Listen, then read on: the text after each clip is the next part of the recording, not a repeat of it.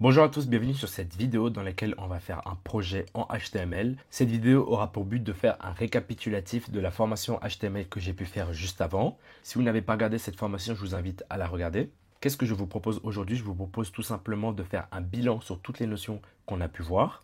Tout ça se manifestera sous la forme d'un projet, le projet tant attendu, qui sera un portfolio. Pour ma part, je vais mettre des informations qui me concernent, mais vous, de votre côté, je vous invite à mettre des images et toutes les informations qui vous concernent. Sur ce, commençons. Alors, comme d'habitude, on appuie sur point d'exclamation et on appuie sur Tab. On va mettre ça en français. Et comme titre, on va tout simplement mettre mon portfolio. Voilà. Alors, par quoi on commence? On commence par une petite balise header. Balise header dans laquelle on va mettre un H1. Dans ce titre, on va tout simplement écrire Clemzoo Dev. Dans un petit texte, on va tout simplement ajouter développeur web. À la suite de ce header, qui pour rappel est l'entête du site, on va ajouter une petite navbar, donc une barre de navigation. Cela va se faire tout simplement entre les balises nav. À l'intérieur, on va créer une petite liste avec des éléments. Et dans ces éléments, on mettra des liens. Alors, je sais que je compte mettre 4 liens, donc je peux déjà copier-coller. À l'intérieur de ces liens, on va mettre un petit dièse avec à propos, un petit dièse avec project, un petit dièse avec compétences et enfin un petit dièse avec contact. Et entre les balises, je peux donc écrire le texte à propos, project, compétences et enfin contact. Alors pourquoi est-ce que j'ai mis le dièse? C'est tout simplement parce que ce sont des encres. Plus tard dans les parties qui auront comme ID à propos, project, compétences et contact, lorsque je cliquerai sur cette barre de navigation, ça m'emmènera sur les parties adéquates. Par exemple, si je clique sur à propos, ça m'emmènera sur la partie à propos. Si je clique sur la partie contact, ça m'emmènera dans la partie contact. Alors maintenant, la partie principale du site, on va la mettre dans le main. Dans le main, on va créer une balise section. Cette balise section, on va lui mettre un ID. On va le mettre à propos. Je peux déjà créer les 4 avec à l'intérieur comme ID projet, compétences et contact. Alors dans la section à propos, ce que je peux faire, c'est mettre un H2, écrire à propos, et là pour le coup, utiliser la balise article. Dans cette balise, pourquoi la balise article? Parce que je compte ajouter une photo du texte, ça fera comme une sorte d'article qui me concernera. Dedans, je peux mettre une balise P dans laquelle je vais écrire un peu de texte. Passionné par l'informatique dans sa globalité, mais aussi par le développement web et logiciel. J'essaie de transmettre ma passion via mes réseaux sociaux et via YouTube. Toc. Alors, je compte mettre une photo et un texte associé à la photo. Donc pour ceci, je peux utiliser la balise figure. Je vais mettre une image dont je n'ai pas encore la source. Et je peux tout de suite mettre l'alternative image de Clemzoo Dev. Je peux tout de suite mettre la fig caption. Clemzoo Dev en 2025. Alors, pour faire simple, on va aller dans This person does not exist. Je l'ai sauvegardé juste ici. Dedans, on va créer un dossier image.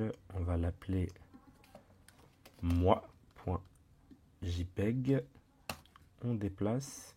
Et pour la source, on va dans image moi.jpeg. Bon, l'image est beaucoup trop grande. Vous me pardonnez, on va faire ça directement en HTML et non pas en CSS, on va lui mettre une plus petite taille. Bon, c'est l'image d'une femme, mais en l'occurrence, on s'en fiche. Hein, je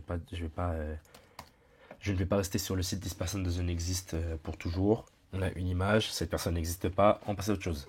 Alors, pour la partie projet, qu'est-ce qu'on peut faire? On peut mettre un petit H2 dans lequel on va écrire projet. On peut faire la même chose tout de suite pour les compétences et le contact. Ici, je peux écrire compétences, contact. Voilà, comme ça c'est fait. Alors des projets, je compte en mettre deux. Je compte mettre une vidéo et je compte mettre une image. La vidéo, en l'occurrence, je vais en utiliser une que j'avais déjà utilisée dans un cours précédent. Et l'image, ça va vraiment être une image d'un de mes cours que j'ai fait pour le coup. Ici, on peut donc venir créer une div dans laquelle on va mettre un H3. On va écrire Lutetia. Lutetia, qu'est-ce que c'est? C'est tout simplement un projet que j'ai fait. On va venir mettre une image, on va mettre un src, on va mettre l'alternative Lutetia App, application faite par Clemzoo Dev.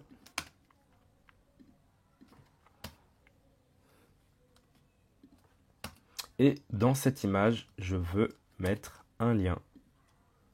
Toc. On va mettre un href et on va mettre un target blank. Voilà, comme ça, ça s'ouvrira dans un autre onglet. Alors, qu'est-ce que c'est Lutetia? C'est tout simplement une application que j'ai faite qui vous permet de visiter Paris, tout simplement. Ça vous tire une station au hasard. Vous pouvez liker, vous retrouvez votre historique. Vous pouvez mettre l'itinéraire pour y aller. Vous pouvez utiliser Waze, Google Maps, etc. Vous pouvez voir les activités qui sont à faire dans la station qui a été choisie. Voilà, un peu pour faire le topo. J'ai copié le lien. Je le mets ici. Toc. J'ai oublié de faire la capture d'écran. Je prends une capture d'écran que je vais venir mettre dans Images. Je vais remettre Image. Voilà. Comme plus haut, on va mettre une taille maximale. Bon, on fait ça en HTML, on fait pas ça en CSS. Je sais que ce n'est pas une bonne pratique, mais vu qu'on n'a pas encore vu le CSS, je suis un peu obligé. Voilà, on a une image du projet. Si on clique dessus, vu que j'ai mis l'image entre une balise A, donc un lien, lorsqu'on clique dessus, on nous emmène sur le lien. Voilà. On va mettre un petit séparateur, on va mettre un hr. Et on va venir mettre un autre H3 qu'on va appeler vidéo chat. À l'intérieur, on va mettre la balise vidéo. On va mettre l'attribut controls. On n'oublie pas la petite balise source qui est auto-fermante. Le petit attribut src et le type. Donc du coup le type c'est vidéo mp4.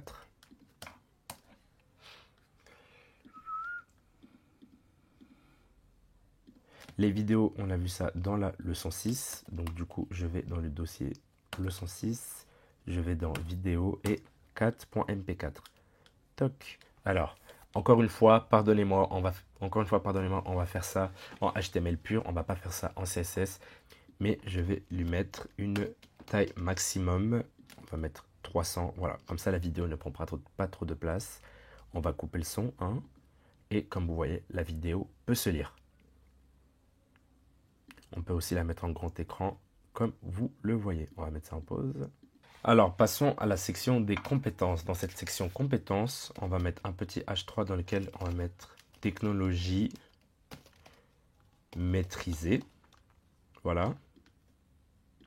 À l'intérieur, je souhaiterais mettre un tableau pour faire référence à toutes les compétences que je maîtrise. Donc, pour ce faire, on va utiliser la balise table.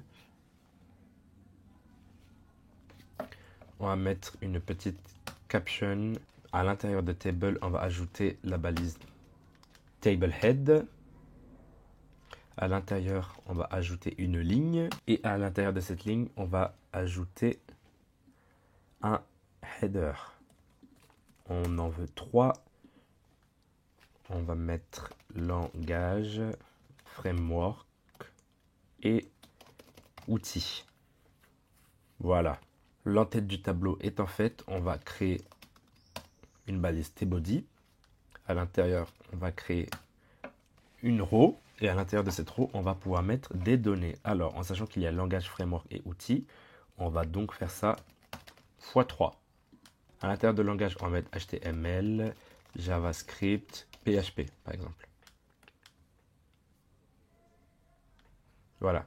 À l'intérieur de framework, on va mettre Node.js, Spring Boot et par exemple Tailwind.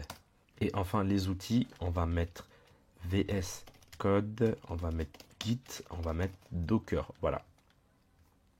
Alors, comme vous pouvez le voir, mon tableau s'est rempli. En sachant qu'il n'y a pas de CSS, c'est normal que le tableau soit un peu barbare, qu'il n'y ait pas vraiment de délimitation. Mais on verra ça dans un second temps. Alors, pour terminer ces fameuses sections, on va aller dans Contact. Dans Contact, on va tout simplement créer un formulaire. Dans le formulaire, on n'oublie pas Action. Action, on va mettre ça dans Envoyer. Et méthode, on va écrire Post. Pourquoi? Parce qu'on va passer par la méthode Post HTML. À l'intérieur, on va venir faire un petit label. Label, on va mettre for nom. On va demander le nom de la personne qui nous contacte. Et on va venir mettre un input. On va mettre input type text. On va lui mettre le name. On va venir lui mettre le name nom. On va lui mettre un required. On cherche à ce que la personne mette son nom quand elle nous contacte. Et on va mettre un placeholder. Entrez votre nom. Alors, on va faire exactement la même chose pour le prénom. On n'oublie pas le petit saut de ligne qui fait du bien. On va rajouter un petit label for email. Dans ce label, on va venir mettre un input type email, name email et on demande à ce que ce soit required.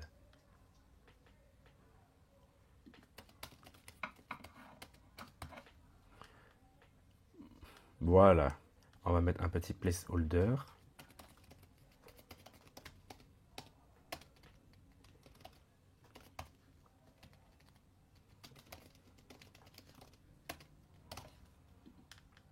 Voilà, on met un petit placeholder, entrez votre email. Alors maintenant, pour utiliser la checkbox et l'input type radio, on va demander à l'utilisateur plusieurs choses. On va créer une balise label, on va mettre un input type checkbox et à l'intérieur, on va mettre recevoir la newsletter. On n'oublie pas le petit saut de ligne qui fait du bien. Voilà, comme ça, lorsque l'utilisateur nous contacte, on va lui demander s'il veut recevoir la newsletter ou non. On saute une ligne et on va ajouter un autre label. On va mettre un petit for objet. Maintenant, on va venir créer un petit select. Name, on va mettre objet. On va mettre un petit required. En fait, on va venir demander l'objet de la demande. Pourquoi est-ce que la personne vient nous contacter? À l'intérieur, du coup, on va mettre des petites options. Toc. Là, par exemple, ce serait une collaboration, un message de soutien et on va mettre autre. Alors, ici, on va ajouter une petite value, collab. Ici, on va ajouter value, message. Et ici, une autre value, autre. Alors, Comme vous pouvez le voir, la personne peut donc choisir l'objet de sa demande. Dans le cas où elle ferait un message de soutien, on va créer un texte area dans lequel la personne pourra mettre des informations complémentaires. On va lui mettre un petit name. Et voilà, comme ça, dans le cas où une personne cherche une collaboration ou tout autre, elle pourra mettre des informations complémentaires dans le texte area. Enfin, pour envoyer tout ça, il nous faut un bouton. Donc on va faire un input type submit. On va lui mettre une value, envoyer, et on va venir fermer. Voilà, avant tout, on passe à la ligne. Comme vous le voyez, on a le formulaire de contact. Et enfin, à la toute fin de notre site, on n'oublie pas le fameux footer, le footer dans lequel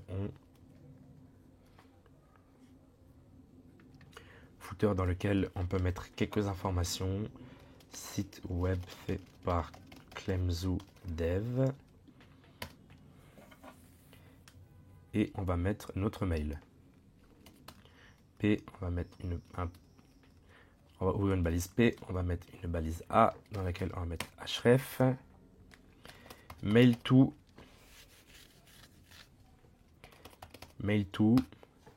Alors je tiens à m'excuser pour le dérangement, mais à ce moment-là de la vidéo, mon micro a sauté. Donc à cet instant, je vous dis que après le mail to, j'ai écrit exemple@exemple.com. Entre les balises A, du coup, j'ai écrit me contacter par mail. Et comme vous pouvez le voir, ça s'est bien affiché à l'écran. Lorsque je passe la souris dessus, on voit que c'est un lien cliquable. À ce moment-là, tout ce que je fais, c'est ajouter les commentaires au niveau de chaque partie de notre code pour qu'il soit bien structuré et que pour les personnes qui nous lisent, comprennent ce qu'on fait. Puis, pour récapituler, tout ce que j'ai fait, c'est ouvrir mon site en grand, vérifier que tout marche. À ce moment, je vous dis qu'il y a le H1 et la navbar. La navbar, elle marche bien avec les encres. Lorsque l'on clique dessus, on est bien redirigé dans les parties adéquates. Dans la section à propos, j'ai bien ma photo, j'ai bien un lien cliquable en l'occurrence.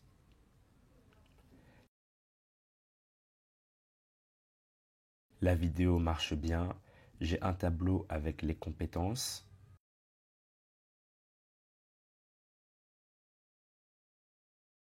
Et pour terminer, j'ai bien le formulaire de contact avec les required et je vais vous montrer que les required fonctionnent bien.